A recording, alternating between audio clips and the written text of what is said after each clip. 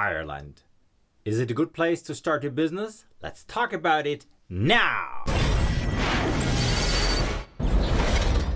Hi, I'm Oliver and welcome back to the channel AskMeStartup, where we talk about startups, small businesses and the world that surrounds them. If you're new here, please consider subscribing, pushing the notification bell so YouTube lets you know whenever I'm uploading new content. If you're deep into startups, if you have a small business, if you think about starting a business, please feel free to download our free startup checklist. Link in the description below. Okay, today's topic. Ireland. Is it a good place to start your business? Now, in order to answer this question, we would need to look at Ireland first. Ireland, that very Western European island that is just separated by the Irish Sea from Great Britain, is one of the smaller nations in the European Union. It has roughly around 5 million inhabitants, but a GDP of roughly $89,000 US per capita. In general, Ireland, and specifically more Dublin, is very famous for its, let's say, tax laws, which allows big multinational companies to place their headquarters in Dublin. Some examples: Apple, Facebook, other big companies as well. Now that of course means that there is a big pool of talent as well around the Dublin area in Ireland. Furthermore, due to Brexit, more and more banks are moving part of their employees from London to Dublin. Not as much as to Paris or Frankfurt, but a substantial amount of jobs are now or have been migrated to Dublin. However, on this channel we want to understand, is Ireland an entrepreneur-friendly country? What we can say for sure is that it is a very open population, and it means that people from all over the world, Africa, Asia, America, actually move to Ireland and do business there. Now, we also know that the Irish move throughout all over the world, but the other way is true as well, and it is very important today. However, the entrepreneurial spirit isn't among the highest in Europe you can find. But you get very well educated and skilled laborers, and you find a very good organized venture capital scene. That has to do with the fact that, of course, a lot of the banking sector, a lot of the financial industry sectors are based in Dublin. Furthermore, we can also say that Ireland itself has a very good developed legal framework, making it easy for businesses to start, to get registered and get going.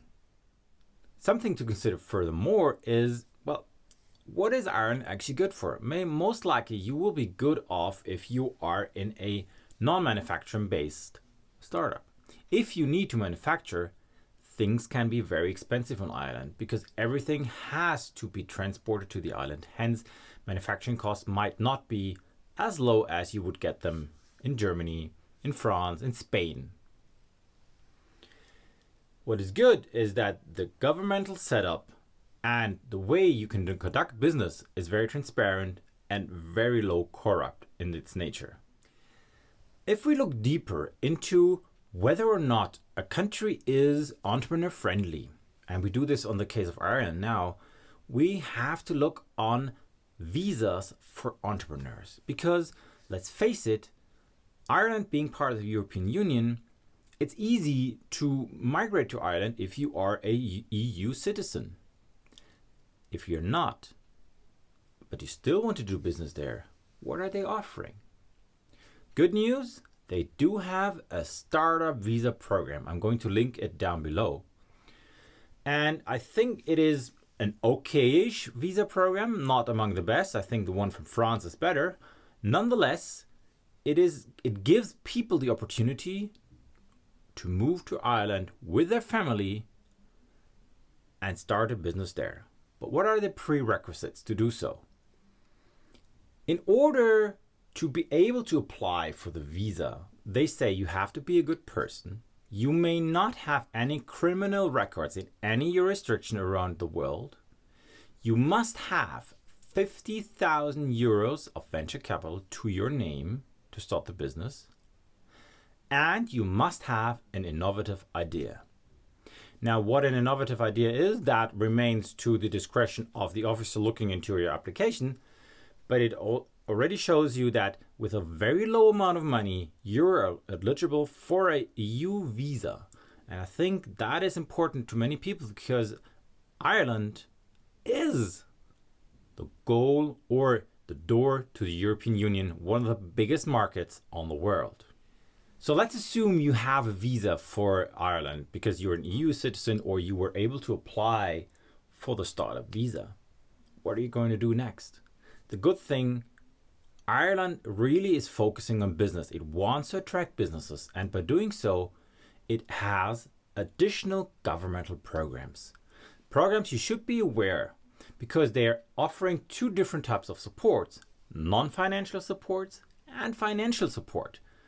That is great. So what are the requisites? What non-financial supports do they offer and what financial supports do they offer? Let's go to the non-financials first. So the first thing you do is, and that's more or less, it's in alphabetic order, so it's not about prioritization, is they will give you access to overseas bureaus, which means you will have connections wherever you need them to be.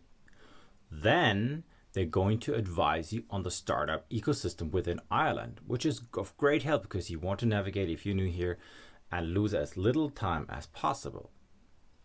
The next thing is a market research center that you can use, and that is actually paid by the government, which is great. Then, of course, mentoring. So they do have professionals that know the Irish market, that know the European market, and they are able to help you, which is a great relief because a mentor is one of the best things you can get. Then they offer management development programs, which helps you personally to develop your skills. Furthermore, they have a sprint program, which actually is like a crash course on entrepreneurship and on all the things you need to know to run a business. And last but not least, they offer you access to the Founders Forum, where you can exchange with other people in similar industries or different industries, but within the Irish startup ecosystem, which is of great help because you want to get as many contacts as possible because you never know who's really going to help you down the road. Now let's talk about the financial support. Because to many of you, I'm sure the financial support comes first prior all the non-financial supports. Even though you might have had the 50,000 euros at your hand, still you might need additional funding to get your startup off the ground. And Ireland is offering what is called the Competitive Startup Fund. If you're at the proof of concept stage and have a minimum viable product, then you might consider the CFF. Competitive Startup Fund. The Competitive Startup Fund is applied for online and offers a 50,000 euros for 10% of your company equity. The fund is designed to accelerate the development of companies by supporting them to achieve commercial and technical milestones. The fund is open for applications several times throughout the year with themed calls made for specific sectors and international entrepreneurs. This is really cool, even though 50,000 euros, depending on your project, might not be much, because if you're like in the medtech, then 50,000 euros are gone fast. If you're just developing software, 50,000 euros might take you a whole year down the road. But that is not all. If you have a very innovative idea, something hasn't been seen prior, you may apply, and I have to read that again, sorry, for the Innovative High Potential Startup Fund, the iHPSU. If you are further along and considering raising a pre-seed or seed funding round, the Innovative High Potential Startup Fund allows Enterprise Ireland to offer equity investments to startups on a co-founded basis to support the implementation of a company's business plan. First time and follow-on equity investments in the high potential startups are supported under this offer. For more details, apply to a consult here. That is unique. Whenever have you ever seen the governmental program being focused on startups and businesses to make you work? Why are they doing this? Because they need to attract businesses, because it's easy for them to move in and out from Ireland. But because English is the main language in that country, it lowers the barrier for many people, because most of you, and specifically if you're listening to this video, which is in English, and remember to subscribe. You are capable of understanding English, hence Ireland might be a good start with less hassle instead of learning a new language like French or German or Italian or whatever it is. All right, everybody. What is your plan? Are you planning to start a business in Ireland? Are you planning to start a business somewhere else in Europe? Just look up the videos up here. There are many countries I already covered in Europe. Just drop a comment down below what your thoughts are. Feel free to download our free startup checklist. Smash that like button. I heard that YouTube said it's indestructible. Find it out. Please tell me if it works or if it doesn't work. I'm looking forward to see you in the next video. Bye.